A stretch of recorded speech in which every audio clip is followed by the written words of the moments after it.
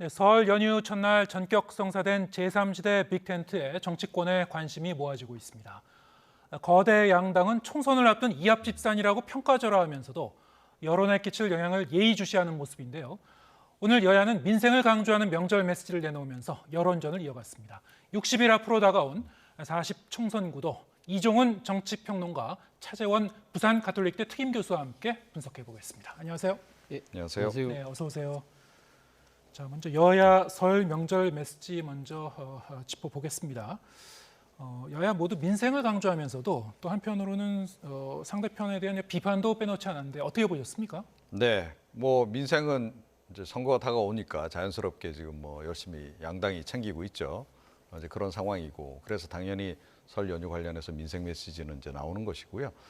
좀 눈에 띄는 점은 양당 모두 이제 그 한쪽은 윤석열 대통령, 한쪽은 이재명 대표를 정조준하는 그런 모습을 여전히 보였다 이제 하는 겁니다. 그래서 이제 민주당 같은 경우에는 윤석열 대통령 얼마 전에 있었던 대담, 그 부분이 아직까지 이제 국민들에게 좀 뇌리에 남아 있기 때문에 여전히 좀 불통이다. 뭐 이제 이런 부분 좀 이제 강조를 하면서 공세를 좀 퍼부었고요.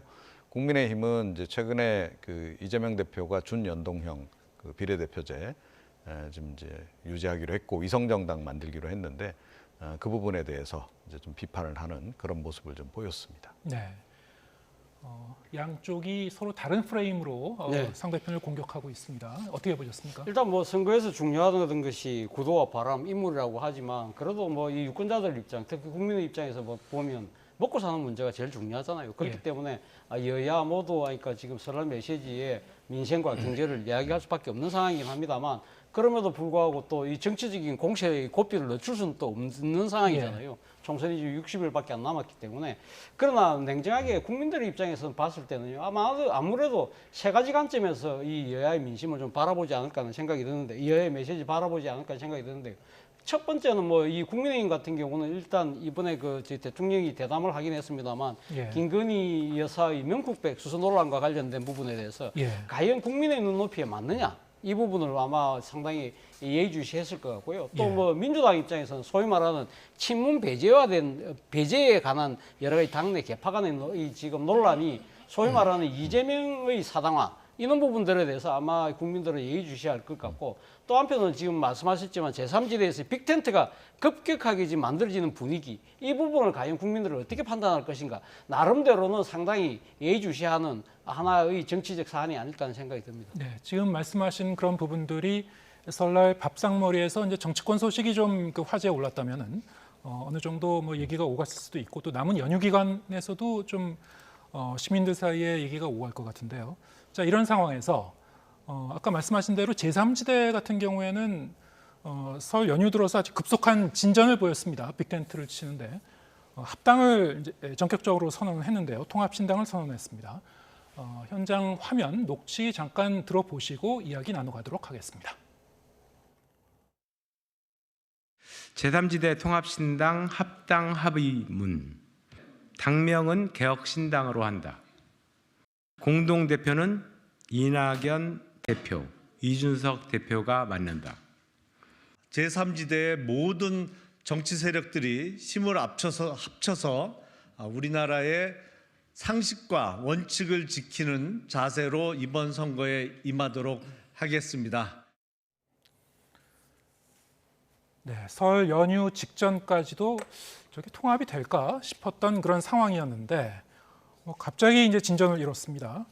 이렇게 빠르게 진도를 보인 그 배경 어떻게 보고 계신지요? 뭐 아무래도 설 연휴도 상당한 영향을 미쳤을 거다 이렇게 생각을 합니다. 그러니까 뭐 가능하면 어차피 이제 합당할 바에는 최대한 빨리 합당을 해서 설 연휴 이제 그 밥상에 이제 이 화제를 올리는 것이 이제 정치적으로 유리하다.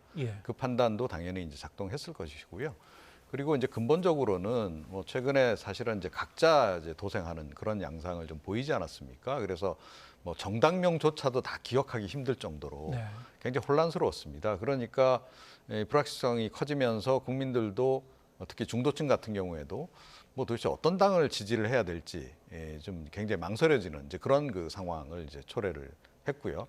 그것이 전반적으로 제3지대 신당들의 이제 그 정당 지지율도 조금 낮게 나오게 하는 그런 요인으로 이제 작용을 한 겁니다. 그래서 이대로 가다가는 다 공멸할 수 있다 이런 인식이 굉장히 강하게 작동한 것 같고 그래서 이제 어차피 합칠 바에는 빨리 합쳐서 국민들에게 단일된 모습을 좀 보이고 그렇게 나가는 것이 이제 훨씬 더 새 규합에도 보탬이 될 거다 이런 판단을 내린 것으로 그렇게 보입니다. 예.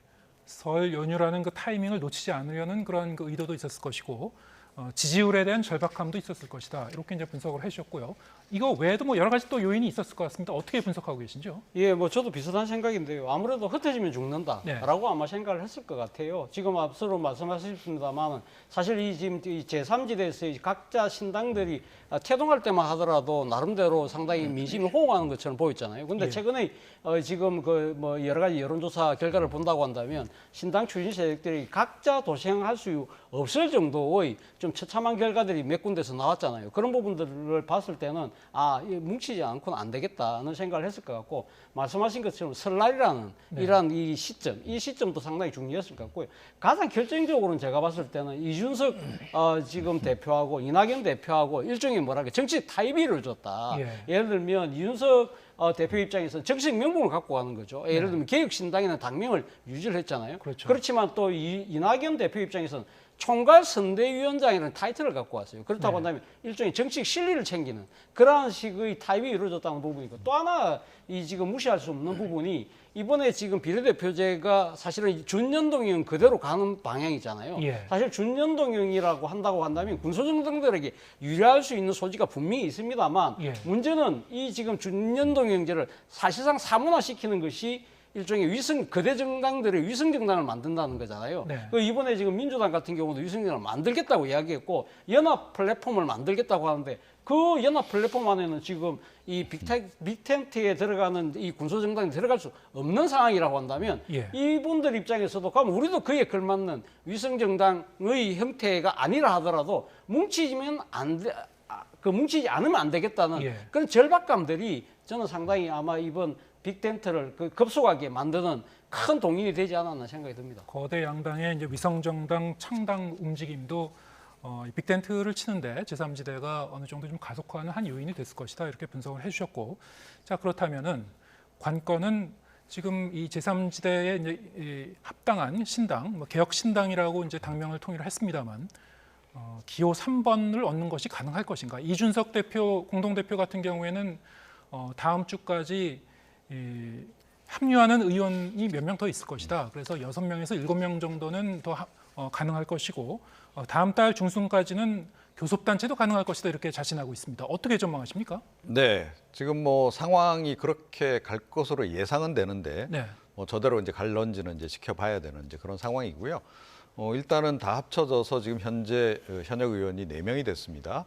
이렇게 되면 이제 각 당에서 지금 공천 관련해서 좀 불만이 있거나 공천 탈락 가능성이 높은 그 현역 의원들 같은 경우에는 탈당을 고민 안 할 수가 없는 그런 그 상황이고 그런 상태에서 사실은 이제 그 이번에 합당 통합하기 전에 같은 경우는 당이 여러 개니까 어디로 가야 될지 굉장히 망설여지고 고민이 많이 됐을 텐데 그 고민이 이제 상당히 줄어든 거죠. 그러니까 이제 개혁신당으로 갈지 말지만 이제 결정하면 되는 겁니다. 그래서 일부 이제 합류하는 의원이 이제 조만간 나오지 않을까 싶고 특히 이제 이 다음 주부터 지금 양당의 컷오프가 이제 발표가 됩니다. 뭐 대외 공개는 안 한다라고는 하는데 그런데 당사자들은 다 통지를 받거든요. 그렇게 되면 이제 정치적 결단을 이제 내려야 되는 이제 상황이 오는 거죠. 그래서 그 이외에 이제 당장 합류하는 의원들 말고도 추가적으로 더 합류할 의원들도 생길 가능성이 없잖아 있다. 그래서 뭐 일종의 목표를 제시한 거라고 저는 생각을 해요. 그러니까 교섭단체, 그러니까 20석을 이야기를 하는 건데 뭐 가능성이 없는 건 아니다 이렇게 생각을 합니다. 양당에서 이제 컷오프 대상자들이 윤곽이 이제 나타나기 시작하면은 점점 제3지대로 합류하는 그런 현역 의원들이 좀 늘어날 가능성이 있다 이렇게 보시고요. 어떻게 보십니까? 글쎄요, 뭐 제가 생각해도 기호 3번은 아마 따놓은 당상이 아닐까 하는 생각이 듭니다만 과연 교섭단체 수준까지 확보할 수 있을까 부분은 저는 여전히 조금 지켜볼 대목이라는 생각이 들고요. 16명이 더 합류해야 되니까요. 그렇죠. 그런데 그런 측면도 있지만 사실 어떻게 보면 지금 교섭단체의 그 의석수를 확보한다는데 너무 연연할 필요는 저는 없지 않을까 생각이 들어요. 소위 말하는 이삭죽기잖아요. 그 이삭죽기라는 것이 물론 상당히 이 자질과 능력이 뛰어난 분들이 억울하게 공천 탈락하는 경우도 있지만 진짜 많은 사람들이 봤을 때 의정활동이 부족해서 미진해서 탈락하는 경우도 꽤 있을 거거든요. 그런데 그런 분들까지 다 주워 담는다고 한다면 개혁신당이라는 당명과는 좀 부합되지 못한다. 말 그대로 뭐랄까요. 지금 이 소위 말하는 이좀 비하적인 이야기로 이삭죽기라는 그것이 급급할 경우에는 소위 말하는 개혁의 명분하고는 뒤떨어질 수 있기 때문에 네. 자칫 잘못하면 소탐 대실의 결과를 빚을 수 있다. 그렇기 때문에 저는 제가 생각했을 때는 지금 신당을 주도하는 주체들이 조금은 정치적인 여러 가지 이 좀 뭐랄까 유불리를 따져가면서 신중하게 대처해야 될 것이 아닐까라는 생각이 듭니다. 예. 이른바 이제 이삭 죽기도 지향을 하겠지만은 합류하는 인물들이 어떤 인물인지, 그렇죠. 이 개혁의 기치와 이 맥락을 같이 하는 인물들인지도 이제 따져보고 해야 될 것이다 이런 말씀을 해주셨고, 자, 이 YTN이 설 연휴를 앞두고 여론조사한 게 있는데요. 그 그래픽이 있으면 좀 화면에 띄워주시면 같이 얘기를 해보겠습니다. 설 연휴를 앞두고 저희가 여론조사를 한 거기 때문에 빅텐트 구성이 된 이 통합 그 합당 선언을 하기 직전에 이제 여론조사를 한 겁니다. 저기서는 일단 그 빅텐트를 구성하게 되면 삼지대가 지역구에서는 11%, 비례대표에서는 10% 정도 이렇게 이제 얻는 것으로 나타났는데요. 과연 그렇다면은 설 연휴가 지나고 나서 이번 그 합당의 효과가 여론에는 어떻게 이제 반영이 될지, 전반적인 구도의 어떤 변화가 일어날지 이것이 좀 관심이긴 합니다. 일단 저 여론조사 자체는 YTN이 여론조사 전문기관 엠브레인 퍼블릭에 의뢰해서 지난 6일부터 이틀 동안 이제 조사를 한 것이고요. 전국 유권자 1,001명을 전화 면접 방식으로 조사했습니다. 좀 더 설명을 드리면 표본 오차는 95% 신뢰 수준의 플러스 마이너스 3.1%포인트, 그리고 좀 더 자세한 사항은 중앙선거 여론조사 심의위원회 홈페이지를 보시면 될 것이고요. 자, 지금 말씀드린 대로 그러면은 이 빅텐트를 친 그 효과가 여론에 어떻게 반영될지, 좀 더 지지층의 이 범위가 좀 늘어날 것 같습니까? 아니면 뭐 당분간은 좀 더 시간을 두고 봐야 될 것 같습니까? 어떻게 보십니까? 뭐 아무래도 지금 이번 그 여론조사보다는 조금 더 높아질 가능성이 높지 않나 이렇게 생각을 합니다. 그러니까 어찌됐건 뭐 이렇게 통합하는 것과 관련한 이제 일종의 컨벤션 효과도 좀 있을 거고요. 그다음에 조금 전 여론조사 이제 보셔서 아시겠지만 지금 아직까지 마음을 결정하지 못한 분들이 꽤 많이 존재를 합니다. 그러니까 중도층 내지 부동층이 상당히 이제 존재하는 거고요. 이분들이 이제 결국은 양당 어느 쪽으로 이제 갈 것인지, 아니면 이제 이 제3지대 신당, 개혁신당 쪽으로 갈 것인지, 이걸 아직까지는 결정하지 않은 상태라는 거죠. 그래서 이분들이 이제 결정을 어떻게 하느냐에 따라서 이제 이 지표는 좀 많이 좀 바뀔 수가 있다. 그런데 개연성으로 봐서는 역시 이제 그 최근에 여야 모두에 대한 그 심판론도 꽤 존재한다는 거예요. 그러니까 양당 심판론이라고 보통 우리가 이 얘기를 하는데, 중도층 사이에서는 그 불만도 꽤 있기 때문에 지금 제가 보기에는 그 개혁신당 쪽으로 조금 더 새가 붙어갈 가능성은 좀 높지 않나 이렇게 생각을 합니다. 예. 그럼 여론 추이 어떻게 전망하시고, 저런 추이로 가게 되면은 총선에서는 몇 석 정도 지금 바라볼 수 있는 겁니까, 삼지대는? 글쎄요, 만약에 지금 이 여론조사대로 한다면, 만약에 표의 등가성 그대로 만약에 의석이 반영된다고 한다면, 지금 뭐 원내 교섭 단체를 훨씬 뛰어넘는 뭐 30석 가까이 확보할 수 있다는 이야기가 되지 않습니까? 그러나 그까지 가기에는 쉽지 않은 여러 가지 과제들이 남아 있는 것이죠. 사실 소위 말해서 이 지금 이 빅텐트가 성공할 수 있는 필요 조건은 어느 정도 만들어진 것 같아요. 일단 지금 각계각진하던 세력들이 하나로 모였다는 부분도 있고, 또 하나는 사실 이번에 그 드러났던 이재명 대표에 대한 피습 사건, 그리고 배현진 의원에 대한 피습 사건들이 사실 많은 국민들이 생각해 우려할 만한 정치적 현상이잖아요. 일종의 거대 양당의 지금 그 적대적 공생관계가 난 진영 간의 극한적인 대결이 상대에 대한 악마로 치닫고, 이런 모습들이 상당히 극한적인 이 모습으로 드러난 것이다. 그렇기 때문에 아마 상당수의 유권자들은 이런 양진영의 극한적인 대결을 좀 완화시키고 완충해 줄 수 있는 제3세력이 필요하다는 생각,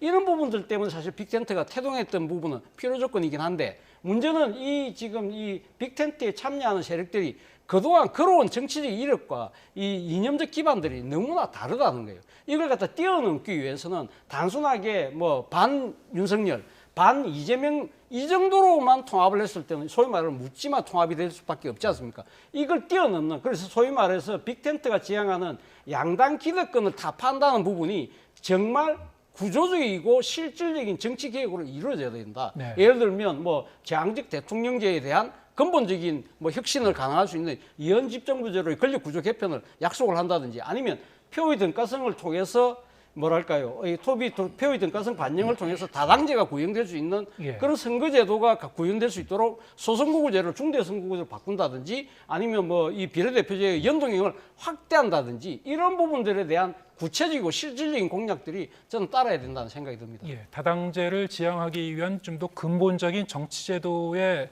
변화를 가져올 수 있는 그런 어떤 구체적인 대안을 내놓아야 될 것이다.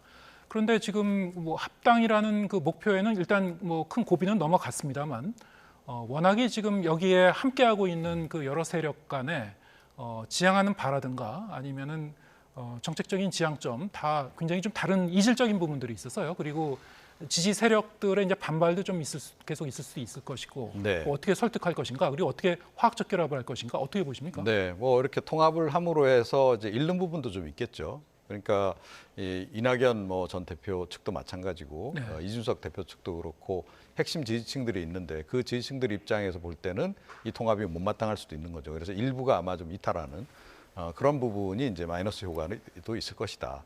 그런데 이제 궁극적으로 그러면 시너지 효과가 얼마나 날 것인가 하는 네. 부분이고, 그거는 결국 이제 이번에 이제 통합을 하기로 한 이 분들 스스로의 인식이 굉장히 중요할 거다라고 저는 생각을 하고요. 그런데 뭐 이분들이 어떤 분들입니까? 그러니까 양당에서 비주류 활동을 해왔고, 그래서 성향적으로 보자면 중도 보수 내지 중도 진보 성향 그 권역에 있어요. 그래서 양당에 지금 뭐 극한 대립하고 있는 그런 정도로까지 이렇게 서로 생각이 다르지는 않다. 네. 그러니까 이념적인 측면에서 굳이 보자면 제가 보기에는 뭐 그렇게 큰 차이는 없다라고 저는 생각을 하고요. 네. 그리고 이제 그것이 이제 결국 이제 정책으로 이제 반영돼서 나타날 수밖에 없는데, 정책 관련해서는 이미 이제 개혁신당에서 일련의 이제 그 정책들을 이제 발표를 쭉 하지 않았습니까? 그 부분에 대해서 뭐 완전히 뭐 생각이 동일하지는 않다 하더라도, 그렇다고 해서 뭐 근본적으로 뭐 이렇게 문제가 있는 정책이다, 저건 절대로 받을 수 없다, 이런 정도는 아닌 것으로 제가 알고 있습니다. 네. 향후에는 아마 조금 더 통합을 했기 때문에 정책도 이제 조율된 형태로 나오지 않을까 싶고, 그리고 무엇보다 이분들이 사실은 지금 우리 정치권 내에서는 가장 절박한 집단이다. 예. 라고 볼 수 있습니다. 그러니까 각 당으로부터 좀 탈당해서 자칫 잘못하면 이제 그야말로 정책 기반을 완전히 상실할 수도 있는 그런 상황에 있다는 거죠. 이제 그렇기 때문에 그 절박함 때문에라도 뭐 서로 이렇게 뭐 갈등 때문에 뭐 다시 갈라선다거나, 네. 특히 종선 전에 그런 일은 뭐 없을 것이다, 이렇게 좀 생각을 합니다. 네. 그리고 사실 이제 공천 과정에서 어떻게 이제 지역구와 비례대표 지분을 서로 이제 조정할 것인지, 이거 굉장히 좀 큰 과제가 될 것 같습니다. 어떻게 보십니까? 사실 뭐 가장 당면한 큰 현실적 과제라고 할 수 네. 있겠죠. 그러니까 앞서 말씀드렸습니다만 지금 빅텐트에 참여하는 세력들이 지금 적게는 뭐 5개, 많게는 6개로 뭐 예. 이야기하는 분들이 많잖아요. 그렇다고 한다면 그러면 이것을 갖다 6분의 1, 5분의 1로 그냥 이렇게 두부 못 자르듯이 나눌 수 있느냐? 그렇지 않다는 것이죠. 그렇다고 한다면 상당히 이 지금 제3지대의 빅텐트가 국민들에게 소구력을 갖추기 위해서는 제대로 된 인물들을 추천할 필요가 있는 것인데, 예. 이런 부분들에 대해서 각자의 기준과 생각이 다를 수밖에 없다는 것이죠. 이와 관련해서 상당한 정치적 갈등이 필연적으로 뭐 따를 수밖에 없는데, 이걸 최소화시킬 수 있는 방안은 나름대로 본인들이 한번 제시한 적이 있어요. 지난번에 이 지금 한 며칠 전에 이야기했던 이현욱 의원과 조홍천 의원이 통합 그 공천관리위원회를 구성하자면서 나름대로 이렇게 기준을 몇 가지를 구했는데, 예를 들면 컷오프 같은 경우는 40대 이하 국민들이 오디션 형태로 후보들을 이렇게 이 공개 심사를 통해서 잘라낸다든지, 그리고 예를 들면 비례대표 순번 같은 경우는 이 지금 당원과 국민들이 참여하는 개방형 명부제를 통해서 투표를 통해서 이 순번을 배치한다든지, 이런 부분들이 만약 실제 가능할 수 있다고 한다면 그 갈등을 최소화시킬 수 있는 좋은 하나의 수단이 되지 않을까라는 생각도 듭니다. 네, 그런 방식은 기존 양대 정당의 뭐 경선 방식과 비교해 보면 상당히 실험적인 겁니까? 아니면 유사한 측면도 실험적이고 제가 있습니까? 봐서는 유권자들 입장에서 좀 더 신선하고 예. 뭔가 새롭게 받아들이고 아마 저런 모습들이 개혁신당이 지향하는 가치가 아닐까라고 생각한다고 한다면 일종의 뭐랄까요 투표에서도 시너지 효과를 발휘할 수 있는 하나의 그 일종의 수단이 될 수 있겠다는 생각도 듭니다. 네. 자, 제3지대의 지금 움직임을 이 거대 양당은 어떻게 보고 있는지 뭐 겉으로는 뭐 이렇게 크게 평가는 안 하고 있는 것 같습니다만 내심 촉각을 곤두세우고 있을 것 같은데 일단 공천 상황을 보면은 여야의 공천 속도가 제3지대를 좀 의식해서 좀 속도 조절을 하고 있는 거 아닌가 뭐 이런 그 시각도 있습니다. 어떻게 보고 계신지요? 예, 그렇습니다. 굉장히 시점이 지금 이제 네. 늦춰진 이제 그런 그 상황이죠. 그러니까 뭐 컷오프라든가 이런 거 빨리 진행하게 되면 아무래도 이제 이탈자가 많아질 것이고 그럼 제3지대 신당 쪽으로 새가 더 붙어 갈 것이다. 그런 판단을 양쪽 다 하고 있는 겁니다. 그래서 예. 뭐 태어난 척은 하지만 사실은 굉장히 이 의식을 하고 있고 이미 그 의식을 하기 시작한 지는 꽤 됐다. 예. 이렇게 이제 보는 게 정확하죠. 예. 자, 그런데 이제 뭐 그걸 무한정 미룰 수는 없고 이제 드디어 때가 온 겁니다. 네. 더 이상 미룰 수 없는 이제 그런 그 상황이 된 거고.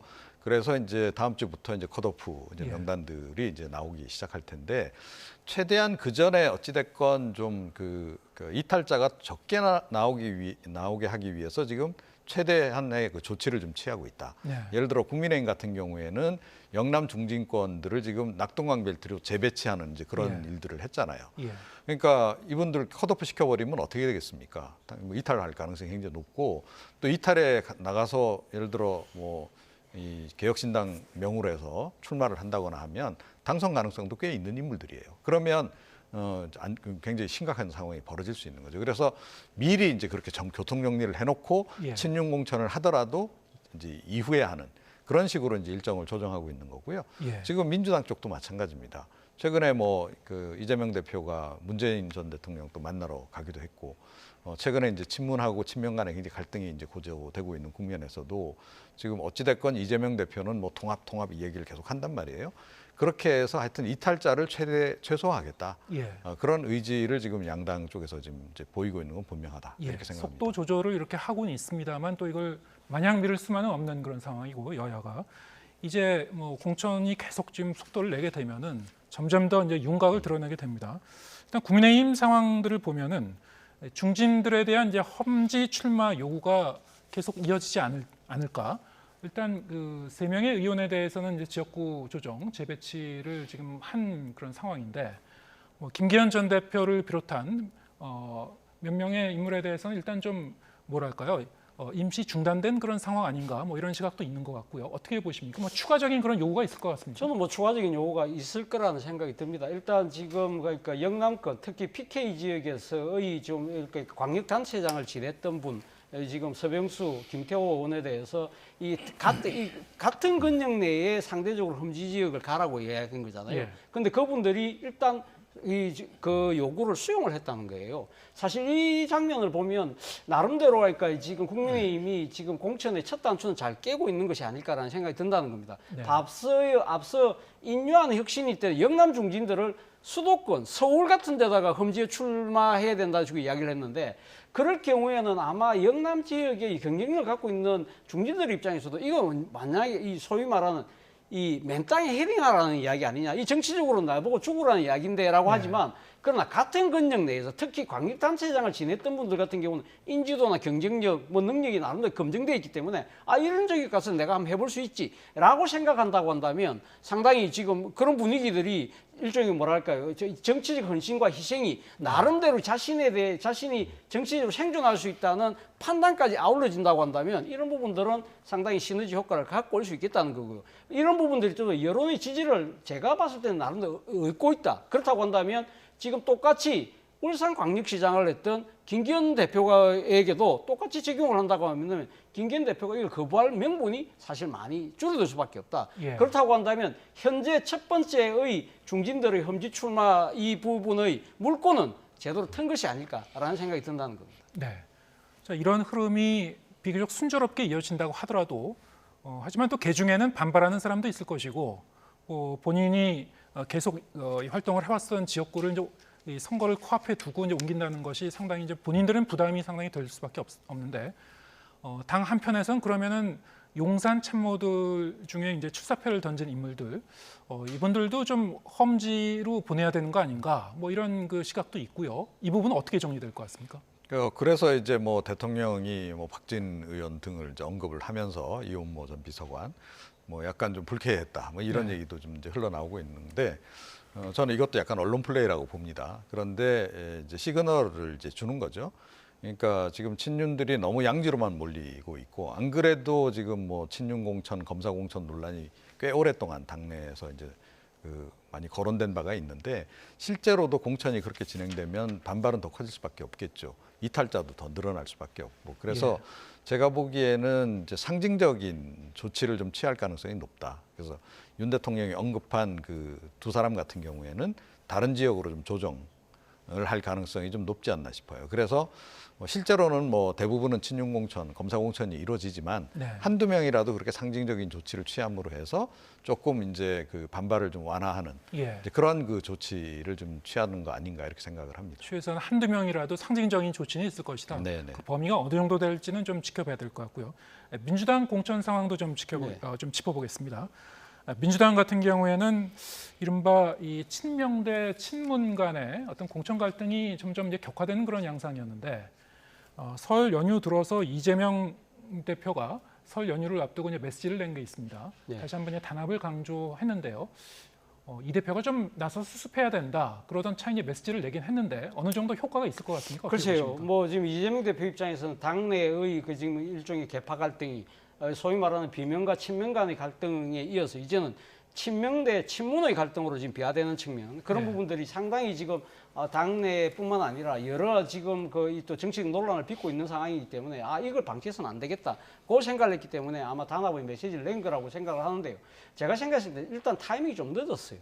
사실은 그러니까 평산마을에서 이야기했던 부분이 용광로 같은 단합을 이야기했잖아요. 그 뒤에도 계속적으로 이 소위 말 친문을 공격하는 이야기들이 바깥에서가 아니라 당내에서 그것도 공관위원장이 지금 정권 교체에 책임을 지라는 식으로 이야기한 부분들에 대해서는 바로 그 문제가 튀어나왔을 때 대표 입장을 바로 냈어야 되는 것이 아닐까라는 생각이 들고요. 또 한편으로는 어제 그 본인의 그 소셜 미디어에 올리긴 했습니다만 이런 표현을 썼어요. 그러니까 친문과 친명을 구분 짓는 자체가 저들의 전략이라고 하는데 아까 제가 말씀드린 것처럼 지금 저들이라는 게 바깥에 있는 분들이 아니라 지금 안에서 지금 먼저 추미애 전 대표라든지 이명박 공관위원장이라든지 또 지금 친명계 이 측근이라고 하는 이 원외 인사들이 계속적으로 지금 친문을 공격하고 있잖아요. 그렇다고 한다면 이것이 그냥 바깥에 있는 이간 세력들이 장난은 아니라는 것이죠. 그렇다고 한다면 이런 부분들에 있어서 이 대표가 좀 단호하게 그런 메시지는 안 된다. 용납해서 용납하지 않겠다는 그런 메시지가 좀 필요한 것이 아닐까. 무조건 바깥에서의 이관계라고 퉁치고 넘어가기에는 상황이 저는 좀 심각해 보이기 때문에 그렇습니다. 좀 더 단호하고 명확한 게 메시지가 필요하고 일단 타이밍이 좀 늦은 것 같다 이렇게 분석을 해주셨고요. 특히 이 친문과 친명 간의 갈등이 격화된 그 맥락을 보면은 이명박 공관위원장의 이제 발언, 이 윤석열 정권 탄생에 누군가 책임져야 된다. 이 발언이 사실 이분이 물론 정치학자 출신이긴 합니다만 과연 저분의 혼자만의 생각으로 그 발언을 던진 건가 뭔가 이 지도부와 교감이 있었던가 많은 분들이 좀 궁금해하긴 했을 것 같습니다. 자 이런 맥락에서 이재명 대표가 이제 수습에 나선 거기 때문에 이거를 좀 어떻게 받아들일까요, 사람들이? 그래서 사실은 이재명 대표의 발언을 이제 비명계 쪽에서 과연 진정성 있게 이렇게 듣겠는가 그렇게 보지는 않을 거다. 그러니까 최근에 이제 친명계 중심으로 조금 전에 말씀하셨듯이 처음엔 원외부터 시작해가지고 점점점 지금 당 지도부까지 친문을 지금 저격하는 그런 발언들을 내놓고 있고 심지어 공관위원장까지 이제 책임론을 거론하는 그 상황까지 왔다는 거예요. 공천관리위원장은 누구보다도 엄정하게 중립적으로 관리를 하셔야 될 분인데 지금 이런 식의 이제 발언을 내놓고 하는 거는 본인도 결국 친명이다라는 거를 이제 이야기하는 거나 좀 다름이 없다 이렇게 생각을 해요. 그래서 제가 보기에는 이제 이 친명계 쪽에서 집중적으로 지금 불편해하는 대상, 그러니까 임종석 전 비서실장하고 노영민 전 비서실장 같은 인물 같아요. 그러니까 어찌됐건 이제 그 문재인 정권 당시에 핵심적인 역할을 했던 사람들은 최소한 당신들만큼은 좀 빠져야 된다.